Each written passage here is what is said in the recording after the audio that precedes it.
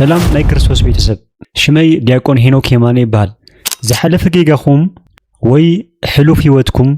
ትዝ ምስ ዝብለኩም ርእስኹም ክጸሉን ክትንዕቁም ኣነኮ ዋጋ ዘይብለይ ሰብየ ኢልኩም ተስፋ ዘቆረጽኩምሉ ግዜ ኣለዶ ሎሚ ብዛዕባ ሓደ ኣዝዩ ረቂቕን ሓደገኛን መጻወድያ ክንመያየጥ ኢና ሰይጣን መጀመርያ ኃጢአት ንኽንሰርሕ ወይ ድማ ንኽንወድቕ የስደዓና እቲ ዘገርም ግን ውድቀት ጥራሕ ኣይኮነን ዓለሞ ልክዕ ምስ ወደቕና ነቲ ዝወደቕናዮ መርዛም ጣዕሳን ርእሰ ምጽላእን ርእሰ ምትሓትን ብምምጻእ ተስፋ ንኽንቆርጽ ኣብ መጨረሻ ድማ ርእስና ኸነጥፍእ እዩ ዝዕድመና ኣብዚ ቪድዮ እዚ ሰባት ነዚ ብጣዕሚ ዝሰናኸሉን ዝወድቁሉን ዘለው ብመንፈሳውን ስነልቦናውን መጻወድያታት ብዓሚቕ ክንፈትሑና ከመይ ጌርና ካብ ሕሉፍ መርዛም ጣዕሳ ንውፅእ ዝብሉ ሓሳባት ብዕምቆት ክንሪና እስካብ መወዳእታ ተኸታተሉ። በስመ አብ ወወልድ ወመንፈስ ቅዱስ አሐዱ አምላክ አሜን አሜን። ነዚ ዕለት እዚ ባሪኹን ቀዲሱን ዝሃብና ናይ ቦታትና አምላክ እግዚአብሔር ስሙ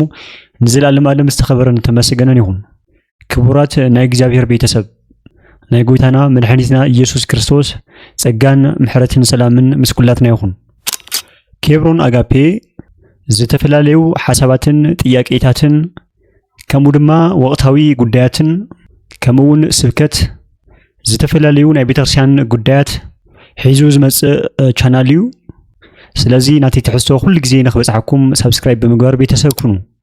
ከምኡ ድማ ትሕዝቶ ጠቃሚ ኮይንኩም ተረኺብኩሞ ናብ ኩሉ ንኽባጻሕ ላይክ ሼር ብምግባር ሕቶን ርእቶን ዘለኩም ድማ ኣብ ኮመንት ቦታ መጽሐፍ ይካል እዩ። ናብቲ ናይ መጀመርያ ጥያቄና ክንመጽእ ከለና እቲ ካብ መጀመርያ ናይ ውድቀት ኣቦ ዝኾነ ዲያብሎስ ወዲ ሰብ ብኃጢአት ክወድቕን ክጠፍእን ናቱ እቲ ሓደ ዓብዪ ዕላማ ኮይኑ ይርከብ። ስለዚ መጀመርያ ክፉኣት ሓሳባት ኣብ ርእስና ይዘርእ። ስለዚ ዲያብሎስ ድማ ብውሽጢ ብምዃን ሞራል ብምሃብ ዘየለ ተስፋ ብምሃብ ኣብ ኃጢአት ክንወድቕ ይገብረና ማለት እዩ። እቲ መጀመርያ ብምትብባዕን ብዘየለ ተስፋን ኃጢአት ንኽንሰርሕ ዝደፋፈና ዲያብሎስ ተመሊሱ ክኸሰና ንረኽቦ ማለት እዩ። እዚ ኣብ ኣእምሮና ዝፍጠር ክሲ ናይ ዲያብሎስ ኣብዚ ሕጂ ንሪኦ ዘለና ዓለም ብዙሓት ሰባት ናብ ዕብደትን ዓርሰ ምጥፋእን መሪሕዎምን እንዳመርሖምን ይርከብ። ስለዚ እቲ ናይ ሰይጣን ዓላማ ወዲ ሰብ ብኽልቲኡ ህይወቱ ብህይወተ ስጋን ብህይወተ ነፍስን ንኽጠፍእ እቲ ዓብዪ ድሌትን ባህግን ናይ ዲያብሎስ ኮይኑ ይርከብ ማለት እዩ። ስለዚ እዚ ነገር እዚ ከመይ ጌርና ንፈልጦን ንብድሆን ዝብል ኣብ ሓሙሽተ ከፊልና ክንሪና ማለት እዩ። ቀዳማይ እቲ መንፈሳዊ ውዲት ናይ ሰይጣን ምፍላጥ ከምቲ ቅድም ኢለ እናተናገርክዎ ዝነበርኩ ወዲ ሰብ ኣብ ኃጢአት ክወድቕ ከሎ ክልተ ዓበይቲ ተቃረንቲ ንኽፍጠሩ ይገብር ኣብ ናይ ኣእምሮ ወዲ ሰብ ማለት እዩ። መጀመርያ ሰይጣን ቅድሚ ኃጢአት ምውዳቕና ፈታንን ሓላይን ኮይኑ ይመጸና። እንታይ ኣለዎ ቀሊል እዩ፣ እዚ ምግባር ኖርማል እዩ፣ በዓል እከለ ገይሮሞ ኣይኒሁን። በተለይ ኣብ ከባቢኻ እትረኽቦም ጳጳሳት፣ መነኮሳት፣ ካህናት፣ ዲያቆናት፣ ሰበኽቲ፣ መዘምራን ዓበይቲ ሰባት ብምጥቃስ ንሶም ዶ ገይሮሞ ኣይኒሁን፣ ንሶምስ ከምዚ እንዳኣሎም ኣጆኻ እዚኣ ግብራ ምን ማለት ኣይኮነትን። ሓደ ሓደ ግዜ እውን ካብ መጽሓፍ ቅዱስ ጥቕስ እናጠቐሰ ናይቶም ብንስሓን ብዓወትን ዘጠናቐቑ ቅዱሳን ቦታት ሓደ ሓደ ውድቀቶም ዝነበረ እናጠቐሰ ከእምነካ ይፍትን ማለት እዩ። ናይ ሰይጣን ልምዲ ክንርኢ ከለና ንጎይታ ንመድኃኒት ኢየሱስ ክርስቶስ ኣብ ማቴዎስ ወንጌል ምዕራፍ 4 ዝርከብ ክርስቶስ ኣብ ገዳመ ቀረንጦስ 40 መዓልትን 40 ሌሊትን ክጸውም ከሎ ከም ዝጠመየ ፈሊጡ ክፍትኖ መጸ ማለት እዩ። ሰይጣን መጀመርያ ንዓኻ ክፍትን ቅድሚ ምምጽኡ ውሽጥኻ ሓሳብካ፣ ድኻምካ፣ ድኽመትካ ኣብ ዙርያኻ ዘለዉ ነገራት ብምጽናዕ እዩ ዝጅምር። እቲ ናይ ወዲ ሰብ ፈተና ከቢድ ክገብሮ ዝኽእል እውን በዚ መሰረት እዩ። ከምቲ ሐዋርያዊ ቅዱስ ጳውሎስ ዝበሎ ውግእና ምስ ስጋን ደምን ኣይኮነን እንታይ ደኣ ምዞም መናፍስቲ ናይ ዝዓለም ረቀቕትን ዝኾኑ ብጣዕሚ ኤክስፒሪየንስ ዝኾኑ መቸም ናይ ሓደ ወዲ ሰብ ህይወት ዘመኑ ናይ ዝተወሰነ ዓመታት ስራሕ ልምዲ ኣለዎ ናይ ወዲ ሰብ ማንነት ግን ካብ ወዲ ሰብ ንላዕሊ ሰይጣን ብደንብ ገይሩ ከም ዝፈልጦን ከም ዝርድኦን ናይ ልዕሊ 7000 ዓመት ከም ዘለዎ ክንርዳእ ይግበአና ማለት እዩ ስለዚ ክርስቶስ ጠሚዩ ምዃኑ ስለዝተረድአ ዲያብሎስ ነቲ ሒዝካዮ ዘለኻ እምኒ እንጀራ እስከግበሮ ኢሉ ጠይቆ ታይ ስለዝገመተ ይመስለኩም ዲያብሎስ ኣብቲ 9 ሰዓት ናይ ክርስቶስ ድኽመት ክኾን ዝኽእል ጥሜት ክኾን ስለዝኽእል ብምባል ብምግቢ ክፍትኖ ብስስዓ ክፍትኖ ሞኪሩ ማለት እዩ ስለዚ ኣምላኽና ክርስቶስ ድማ ነቲ ስስዓ ብትዕግስቲ ከሸንፎ ክኢሉ ማለት እዩ ስለዚ ኩላትና ደቂ ሰባት ድማ ከከም ዕድመና ከከም ስልጣንና ከከም ጸጋታትና ከከም ዘለናዮ ኩነታት ንዓና ዝምልከት ፈተና ክቐርበልና ይነብር ማለት እዩ ንምጥቃስ ዝኣክል መናእሰይ ብጾር ወይ ድማ ብዝሙት ንኣረግቶት ብስስዓ ንካህናት ብትዕቢት ንኣንስቲ ብትውዝፍቲ ብጌጥ ኮታስ ከከም ማንነትና ኣብ ኣእምሮና ብዙሕ ዲዛይን ይገብር ማለት እዩ ዲያብሎስ ስለዚ ሓደ ወዲ ሰብ ኣይወድቕን ክብል ተኾይኑ ዲያብሎስ ኣየንበርክኸንን ዝብል ተኾይኑ ካብ ሃልዮ ሓጢኣት ክነጽህ ኣለዎ ማለት እዩ ንሓሳባቱ ከሸንፎም ይግባእ ማለት እዩ ኩሉ ግዜ ኣንጻር ሰይጣን ሓሳብ ክንከይድ ይግበአና ነቲ ሞራልን ሓሳብን ድጋፍን ብምሃብ ተግባራዊ ንኽትገብሮ ሓሳባት ምስ ትገብሮ ቅጽበት ግን ቅጽበታዊ ዝኾነ ክሲ ያቕርበልካ ማለት እዩ ናይ ዮሐንስ ራእይ ምዕራፍ 12 ካብ ቁጽሪ 10 ክንርኢ ከለና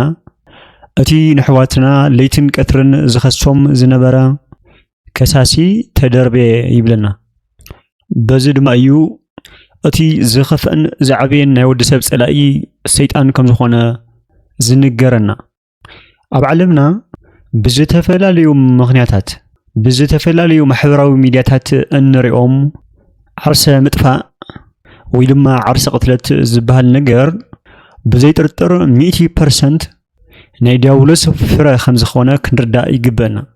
ምክንያቱ ዲያብሎስ እቲ ዝገበርናዮ ሓጢኣት እቲ ዝወደቕናዮ ውድቀት ናብ ምምላስን ናብ ንስሓን ንኸይንበጽሕ ቀልጢፉ ክቐትለና ይደሊ ማለት እዩ እምድህረ ሞቱ ለሰብ ኣልወቱ ንስሓ ከም ዝብል መጽሓፍ ወዲ ሰብ ብህይወተ ስጋ እንዳሃለየ ጽድቂ ትሩፋት እንተዘይሰሪሑ ከምኡ ድማ ዝገበሮ ሓጢኣት እንተዘይተነሲሁ ናይ ሓጢኣቱ ግቡእ ቅፅዓት እንተዘይረኺቡ ርስቱ ኣብቲ ስቃይን ጸልማትን ዝተመልአ ናይ ዲያብሎስ ግዝኣት ከም ዝኾነ ይነግረና መጽሓፍ ቅዱስ ስለዚ እዚ ከሳስ እዚ ንስኻ ተስፋ የብልኻን ኣምላኽ ኣይቕበለካን ከምዝናትካ ዓይነት ውድቀትን ሓጢኣትን ዝገበረ ሰብ ከቶ የለን ሓጢኣትና ንኽንእረም ዘይኮነስ ናብ ሞትን ተስፋ መቁራፅን ይክሰደና ዝደሊ ማለት እዩ ስለዚ ከነስተውዕሎ ዝግበና ንሕና ደቂ ሰባት እንኮ መማረፅና እታ ንኽትገብራ ቀላል ዝኾነት ዘቕመጠልና ስርዓት ንኽህን ከይድካ ምንጋር ማለት እዩ ተዘይኮይኑ ካብቲ ኣብ ሲኦል ዘሎ መከራ ኣብ ምድሪ ዘሎ መከራ ምግፋጥ ይሓይሽ ማለት እዩ ዓርስኻ ጥፊእኻ ሞይትካ ካብቲ ሕጂ ዘለኻዮ ንላዕሊ ህይወት ተዝህሉ ነይሩ ፀገም ኣይነብሮን ማንም ክሓስቦን ክፈልጦን ዘለዎ ግን ምረረ ገሃንም ናይ ሲኦል መከራን ከስታውስ ይግባእ እቲ መከራቲ ንሕሰቦ ተይልና ምሕሳብ ኣይንኽእልን ንናገሮ ተይልና እውን ክንዛረቦ ኣይንኽእልን ንተርኮ ተይልና ክንትርኮ ኣይንኽእልን ወዘኢትሃልየ ብልበሰብ ዘይተሓሰበ በኣንደበት ደቂ ሰባት ዘይተነገረ ብሕልና ደቂ ሰባት ዘይብፅሕ ዝኾነ መከራ ምዃኑ ክንፈልጥ ይግበአና ካልኣይ ድማ እቲ ሃናፂ ጣዕሳ ምስ መርዛም ሕፍረት ወይ ድማ ሼም ዝበሃል ኣገላልፃ ምፍላይ ስነ ልቦና እንታይ ይብል ንሰብ ካብ ውድቀቱ ዝትንሳሉ ወይ ድማ ዘይትንሳሉ ክልተ ዓበይቲ ስምዒታት ኣለዎ ነዘን ነገራት ብምፍላጥ ናይ ሰይጣን ውዲት ሸርሒ ተንኮል ምፍራስ ይካል እዩ እቲ ቀዳማይ ሃናፂ ዝኾነ ጣዕሳ ሕማቕ ነገር ገይረ ኣለኹ ኢልካ ምእማን እዚ ስምዒት እዚ ምስቲ ዝገበርካዮ ነገር ወይ ድማ ምስ ዝወደቅካዮ ውድቀት ዝተኣሳሰር ጥራሕ እዩ ስለዝኾነ ንሰብ ናብ ሕልሉ ተመሊሱ ንኽእረምን ይቅርታ ንኽሓትትን የገድሎ እዚ ነገር እዚ ምስ ንስሓ ይመሳሰል ይብል ማለት እዩ ሳይኮሎጂ እቲ ኻልኣይ ድማ መርዛም ሕፍረት ወይ ድማ ሼም ንብሎ በዚ ሕጂ ኣፀዋውዓ ኣነ ሕማቕ ሰብ እየ ኢልካ ርእስኻ ምፍራጅ እቲ ፀገም እቲ ዝገበርካዮ ነገር ወይ ድማ ተግባር ጥራሕ ዘይኮነስ መለለይ መንነትካ ከም ዝኾነ ተኣምነን ትቕበልን ማለት እዩ እዚ ስምዒት እዚ ብጣዕሚ መርዛሚ ዲያብሎስ ሙሉእ ንሙሉእ ከም ዘሸነፈካን ከም ዝተቆፃፀረካን ኢድካ ከም ዝሃብካን ከም ምዃኑ ማለት እዩ ሓደ ወታደር ኣነ ሰነፌ ተኩሰ ክቐትል ኣይክእልን ዝብል እምነት ተሃሊዎ ንፅላኢኡን ንኸንበርክኽን ንኽማርኽን ዓብዪ ዓቕምን ሳይኮሎጂን ኣለዎ ማለት እዩ ሰብዚ ስለዚ ውድቀታትካ ድኹማት ስምዒታትካ ምስናትካ መንነት ከተኣሳስሮም የብልኻን ብዙሓት ሰባት የጋጥሙኻ እዮም በቃ ኣነ ካብዚ ነገር እዚ ክወፅእ ኣይክእልን ዓቕሚ የብለይን ኣነ በቃ እዚ ነገር እዚ ክሰግሮ ኣይክእልን ኣነ ድኹም እየ ኣነ ሕማቕ እየ ኣነ ሰነፍ እየ ኣነ ንሃፍቲ ንፅድቂ ዝኸውን ሰብ ኣይኮንኩን ብምባል ብስጋኦምን ዕውታት ንኸይኾኑ ብመንፈሶምን ቅዱሳን ንኸይኾኑ ናብ ዓርሶም ብምትኳስ ምዉታን ዝኾኑ ሰባት ውሕዳት ኣይኮኑ ስለዚ በዚ ዝወደቅካዮ ውድቀት ኣነ በቃ ናይዚ ውድቀት እዚ ግዝኡ እየ ትብል ተኾንካ ልክዕ ከምቲ ኣብ ቃልሲ ዘሎ ወታደር ማለት እዩ መቸስ ተስፋ ቆሪፁ ዓርሱ ካብ ዝቐትል ወታደር እንተስ ተታኺሶም ብፆቱ መፅኦም ሓጊዞም እንተስ ውድቀቱ ወይ ድማ ሽንፈቱ ኣሚኑ ዝተማረኸ ወታደር ንኻሊእ ግዜ ብኻሊእ ኣገልግሎትን ጥቕምን ዝምለስ ኣዝዩ ዝበለፀን ዝሓሸን ይኸውን ማለት እዩ ምክንያቱ ብዝኾነ ምክንያት እዚ ሰብ እዚ ብሂወት ኣሎ ብሂወት ምህላው ድማ እቲ ዝኾነ ግዜ ዝተማረኸ ዝተሸነፈ ሰብ ዝኾነ ግዜ ድማ ኣሸናፊ ኮይኑ ይርከብ ማለት እዩ ስለዚ ንሕና ክርስቲያኖም ቃልስናን ተወስናን ናብ ባዕልና ዘይኮነ ናብቲ ንዓና ከውድቕ ዝመፅሎ መንፈስ ናብቲ ንዓና ከምፅእ ዘሎ ከውድቕ ዝመፅእ ዘሎ ነገር ሓሳብ ውድቀት ተኩስና ክንቀትሎ ይግበአና ማለት እዩ ምክንያቱ ምውዳቕ ኣዳማዊ እዩ ወዲቕካ ዘይምትሳእ ግን ሰይጣናዊ እዩ ለቦታት ኣምላኽና ድማ ናይ ኣዳም ውድቀት ስለ ዝፈልጥ ንሕና ምውዳቕ ስለ ዝተረድእ እዩ ኣምላኽ ንስሓ ዝበሃል ዓብዪ ፀጋ ዝሃበና ማለት እዩ ስለዚ እዚ መርዛም ሕፍረት ወይ ድማ ሼም ዝበሃል ነገር ናብ ጭንቀት ርእሰ ጽላእትን ርእሰ ቅትለትን ይመርሕ ስለዚ እዚ ዓይነት ባህርን ፀባይን ናይ ሕፍረት ዓይነትን ናይ ዲያብሎስ ከም ዝኾነ ክንርዳእን ክንሓስብን ክንኣምንን ኣሚንና ፈሊጥና ድማ ክንቃወሞ ይግባእ ማለት እዩ ኦሆ በልዎ ለእግዚአብሔር እምቢ በልዎ ለሰይጣን ከም ዝብል ንእግዚአብሔር እሺ በልዎ ንሰይጣን ድማ እምቢ በልዎ ተቃውምዎ እዩ ዝብል መጽሓፍ እቲ ሳልሳይ ክንርድኦ ዝግበአና ድማ እቲ ዓብዪ ዝኾነ ናይ መጽሓፍ ቅዱስ ንፅፅር ክንግንዘብ ይግበአና ማለት እውን ናይ ጴጥሮስና ናይ ይሁዳ ህይወት ማለት እዩ ስለዚ ንሕና ኦርቶዶክሳውያን እንተተገንዚብና ናይ ክልቲኦም ህይወት ዓብዪ ዝኾነ ትምህርትን ግንዛበን ክንፈጥር ይግበአና ማለት እዩ ስለዚ ሐዋርያ ቅዱስ ጴጥሮስና ይሁዳ ክልቲኦም ናይ ክርስቶስ ደቀ መዝሙር ወይ ድማ ሐዋርያ ነበሩ ማለት እዩ ከምኡ ድማ ክልቲኦም ንክርስቶስ ከም ዝበደልዎን ከም ዝኸሓድዎን ንፈልጥ ግን ንምንታይ ሓደ ወዲቑ ሓደ ድማ ጸዲቑ ከመይ ክኸውን ክኢሉ ዝነገር እዚ እቲ ዓብዪ ዝኾነ ምስጢር ማቴዎስ ወንጌል ምዕራፍ 27 ካብ ቁጥሪ 5 ዘሎ ክንሪኦ ከለና ናይ ይሁዳ ነገር ንሱ ድማ ነቲ ብሩር ኣብ ቤተ መቅደስ ደርበዮ ወፂኡ ከይዱ ድማ ተሓነቐ ይብለና ማለት እዩ እዚ ምልክት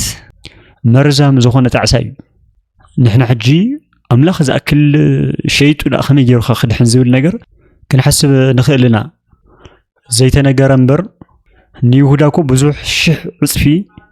ክበልፅ ዝኽእል ግብሪ ኮነ ገብርና መቸስ ንሓደ ሰብ ዝበደለ ንሓደ ሰብ ዝቐተለ ንሓደ ሰብ ዝፀረፈ ንሓደ ሰብ ዝኾነ ሕማቕ ነገር ዝገበረ ንእግዚአብሔር ከም ዝበደለ ንክርስቶስ ከም ዝበደለ ማዕረ እዩ ከምኡ ድማ ንደቂ ሰባት ዝረድአ ዝሓገዘ ፅቡቕ ዝገበረ ድማ ንክርስቶስ ከም ዝገበረ እዩ መቸም ካብቶም ስድስቱ ቃላት ወንጌል ዝበሃሉ ጠምየ ዘይብላዕኻኒ ሓሚመ ዘይረኣኻኒ ተኣሲረ ዘይረኣኻኒ ዝብሉ ብዙሓት ነገራት ዝጥያው ሁሉ ጊዜ አምላኽ ናገዛና ስለዝመፀ ወይ ሓሚሙ ስለዝደቀሰ ወይ ተኣሲሩ ስለዝነበረ ኣይኮነን ብፁዕ ዘይሌቦ ላይለ ነዳይዎ ምስኪን ይብል ዳዊት ምስጉን ሰብ ንነዳያን ይርኢ ንጽጉማት ይርኢ ስለዚ ንዕኦም ምሕጋዝ ንዕኦም ምግባር ማለት ንክርስቶስ ንባዕሉ ምግባር ከም ዝኾነ ክርስቶስ ባዕሉ ይዛረብ በንጻሩ ድማ ንደቂ ሰባት ምብዳል ማለት ክርስቶስ ምብዳል ከም ዝኾነ ክንርዳእ ይግበአና ማለት እዩ ስለዚ ይሁዳ ክወድቕ ዝኽኣለ ይሁዳ ክድሕን ዘይከኣለ እቲ ዓብዪ ምስጢር ንስሓ ዘይምእታው እዩ ክትሓስብ ከለኻ ኣብቲ 9 ሰዓት ናይ ይሁዳ ርእሲ ሰይጣን እንታይ ይብሎ ነይሩ ማለት እዩ ንዘብልዕካ ንዘስተየካ ንጎይታኻ ንኣምላክካ ብ30 ዲናር ሸጥካዮ ሸም የብልኻ ንገጹ ክትርኢ ስለዚ ኸድካ ተሕኒቕካ ሙት ዓርስኻ ጥፍእ ብምባል ይሁዳ ናብ ንስሓ ከይተመለሰ ተሓኒቑ ክጠፍእ ዝኽኣለ ስለዚ እዚ ምልክት መርዛም ዝኾነ ነስሓ ወይ ድማ መርዛም ዝኾነ ጸጸት እዩ ማለት እዩ ማቴዎስ ወንጌል ምዕራፍ 26 እቲ ሃናፂ ዝኾነ ናይ ጴጥሮስ ንስሓ ክንርኢ ከለና ግን ጴጥሮስን ኢየሱስ 3 ግዜ ክሓደ ድሕሪ ክሕደቱ ግን ብምረት በኸ ተጣዓሰ ይብለና ማለት እዩ ግን ንመንነቱ ከም ፍሹል ወይ ከዓ ከም ውዱቕ ኣይራእዮን ጴጥሮስ ኣብቲ ናይ ኢየሱስ ክርስቶስ ፍቕርን ጸጋን ተስፋ ገበረ ተመሊሱ እውን ተፈወሰ ማለት እዩ መቸስ ናይ ጴጥሮስ ክሕደት ኣቕሊልና ንሪኦ ኣይኮነን ምስዑ ዝበልዐ ዝሰተየ ዝተምሃረ ንክርስቶስ ከጥፍእ ዝመጽእ ዲፌንስ ከም ዝገብር ከም ዝከላኸል ፕሮሚስ ዝኣተየ ቃል ዝኣተየ ሰብ ነበረ ማለት እዩ ስለዚ መጨረሻ ላይ ግን ኣይፈልጦን ከቢድ እዩ ገጽ ንገጽ ናርኣዮ ሰብዚ ይፈልጦን ሓደ ግዜ ጥራሕ ዘይኮነ እውን 3 ግዜ ማለት እዩ መቸስ እዚ ነገር እዚ ክመሳጠር ከሎ ብዙሕ ነገር ምውፃእ ይከኣል እዩ ስለዚ ናይ ጴጥሮስ ሓጢኣት ንእሽተይ ስለ ዝኾነ ናይ ይሁዳ ሓጢኣት ውድቀት ዓብዪ ስለ ዝኾነ ዘይኮነ ዝጠፍአ እቲ ቀዳማይ ምስጢር ጸጸት እዩ ንስሓ እዩ ናብ ህይወት ዝመርሕ ንስሓ ናብ ኣምላኽ ዝመርሕ ንስሓ ከምኡ ድማ እዚ መርዛም ዝበሃል ጸጸት ሓደ ግዜ ሰባት ድራማቲክ ኮይኖም ንኽነብሩ በደሎም ውድቀቶም ንኽሽፍኑ ፎርሙላ ውፅኦም ድራማ እናሰርሑ ሕልናኦም እናቐተሉ ዝነበሩ ሰባት ኣለዉ ካብዚ ካልኩሌሽን ክንወፃእ ይግበአና መቸም ከድሕነና ይኽእልን መጻሕፍቲ ክነግሩና ከለዉ መጀመርያ ይሁዳ ንክርስቶስ ክሸጦ ዝኽኣለ ሌባ ስለ ዝኾነ እዩ ምክንያቱ ይሁዳ ብዝተፈላለየ ምክንያት ተሰብሰበ ናይ ሐዋርያት ናይ ክርስቶስ ገንዘብ ተሓዚ ስለ ዝነበረ እዩ ማቴዎስ ወንጌል ክንሪኦ ከለና ተኽባር ዝኾነ ናይ ማርያም መግደላዊት ሽቱ ተሸይጡ ንነዳያን ዘይምኾነ ዝብል ሓሳብ ኣቕሪቡ ነይሩ ንነዳያን ተጨኒቑ ኣይኮነን ንሱ ምክንያቱ ተሓዚ ገንዘብ ስለ ዝነበረ ዝኾነ ፐርሰንት 30% ተቐኒሱ ናብኡ ይኾን ነይሩ ይብለና ሕጂ ዘን 30% ንምክሓስ ንክርስቶስ 30 ዲናር ክሸጦ ክኢሉ ይብሉና መጻሕፍቲ ስለዚ ይሁዳ ተንኮለኛ ስለ ዝነበረ ንክርስቶስ ንኣይሁድ ብ30 ዲናር ክሸጦም ስለዚ ንሱ ክቐትልዎ ኣይኽእልን ኣምሊጥዎም ክኸዱ ዝብል ነገር ነይርዎ ማለት እዩ ካብኡ ድማ ክርስቶስም ኣይስእንን ገንዘበይ እውን ኣይስእንን ዝብል ኳልኩሌሽን ነይርዎ ካብኡ ድማ ተሰቒሉ ምስ ሰምዐ ምስቶም ሲኦል ዘለዉ ነፍሳት ብሓደ ንኽወፅእ ቀዲመ ዓርሰይ ከጥፍእ ዝብል መንገዲ እዩ ኸይዱ ማለት ኢና እቲ ታሪኹ ንውሕ ዝበለ እዩ ስለዚ ከምዚ ብኳልኩሌሽን ብፎርሙላ ዝነብር ሰብ ናብዚ ትኽክለኛ ዝኾነ ጸጸት ናብዚ ትኽክለኛ ዝኾነ ጣዕሳ ክበፅሕ ይኽእል ስለዚ ውስብስብ ዝኾነ መንገዲ ንኸድ ናይ ተንኮል መንገዲ ንኸድ ሰባት ናይ ክፍኣት ናይ ምጥልላፍ መንገዲ ንኸድ ሰባት ክንምለስ ይግበአና ናብ መንገዲ ቅንዕና ክንመጽእ ይግበአና ናይ ጠቢባን ጥበብ ኣብ ቅድሚ ኣምላኽ ዕሽነት እዩ ስለዚ ትኽክለኛ ዝኾነ ጸጸት ትኽክለኛ ዝኾነ ጣዕሳ ክስምዕና ተኾይኑ ኩሉ ግዜ ብቕንዕና ክንከድ ይግበአና ስለዚ እቲ ራብዓይ ናይ መጨረሻን ድማ ከመይ ጌርና እዚ ናይ ዲያብሎስ መጻወድያ ንሰብሮ ካብዚ ርእሰ ምቕጻዕን ሕሉፍ ጌጋታትን ሓራ ክንውፅእ ተኾይና 3 ነገራት ክነስተውዕል ይግበአና እቲ ቀዳማይ ንስሓን ይቅርታን ምእማን ኣምላኽ ሓጢኣትና ይቕረ ምስ በለልና ንሓዋሩ ከም ዝሓኮ ንኹሉ ግዜ ከም ዝድምስሶ ንስሓ ክንድዝኣክል ዓቕምን ጸጋን ከም ዘለዎ ክንኣምንን ክንቅበልን ይግበአና ቀዳማይ ዮሃንስ ምዕራፍ 1 ካብ ቁጽሪ 9 ክንርኢ ከለና ሓጢኣት እንተተናዘዝና ንሓጢኣትና ይቕረ ክብለልና ካብ ኩሉ ዓመፃ እውን ከንጻሃና ንሱ እሙንን ጻድቕን ይብለና ስለዚ ብዙሓት ሰባት ነዚ ነገር እዚ ክርድኡ ዘይከኣሉ ናይ ንስሓ ጸጋን ዓቕምን ክንደየናይ ብርቱዕ ከም ዝኾነ ዘይምቕባልን ዘይምእማን እዩ ማለት እዩ ስለዚ ምስጢረ ንስሓ ዝበሃል ነገር ንስሓ ከመይ ክፍጸም ኣለዎ ዝብል ናይ ባዕሉ ዝኾነ ስርዓትን ኣካይዳን መንገድን ቤተ ክርስቲያንና ትነግረና ስለዚህ በዚህ መሰረታዊ ዝኾነ ናይ ቤተክርስትያን ኣካይዳ ክንፍጽሞ ይግበአና ስርዓት እዚ እቲ ካልኣይ ድማ ንርእስኻ ይቕረ ምባል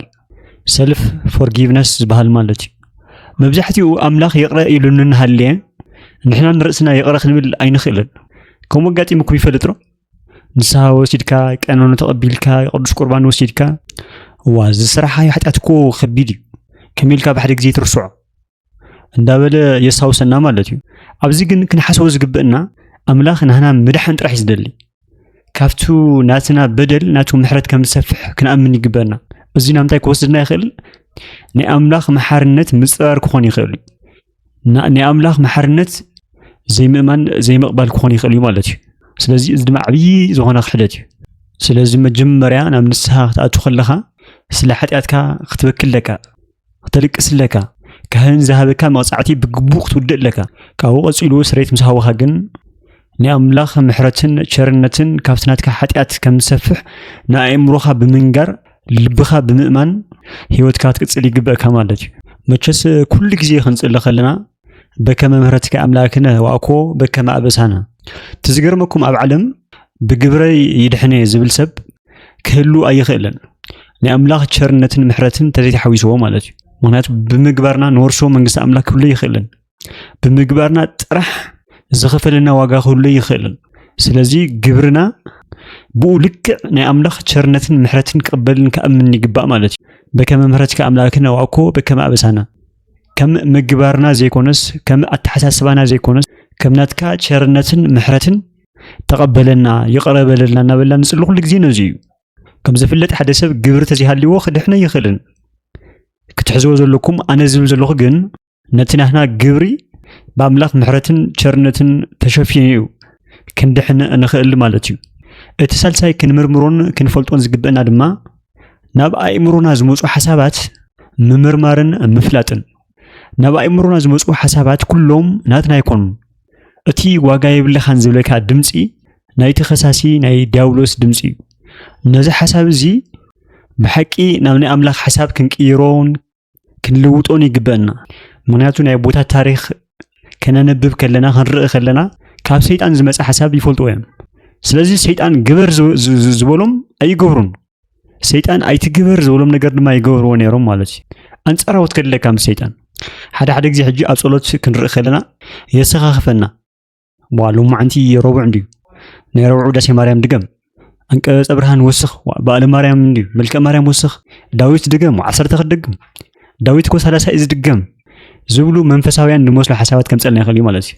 እዚ ዲያብሎስ ናይ ባዕሉ ዝኾነ ታርጌት ኣሎ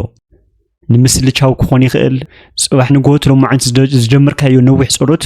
ንኸይትደግም ብምህካይ ጽባሕ ሱቕ ንኸብለካ ይኽእል እዩ ከምኡ ድማ ናጸለኻ እናሃለኻ ያእኽለካ ደኺምካ ኣብ ደኻምኩ ኸውዒልካ ሎማዓንቲ ኮይ ተሓዘልካን ንጎ ተሳሊምካ ገለ ዝኾኑ ኔጌቲቭ ዝኾኑ ሓሳባትካ ይምጸልካ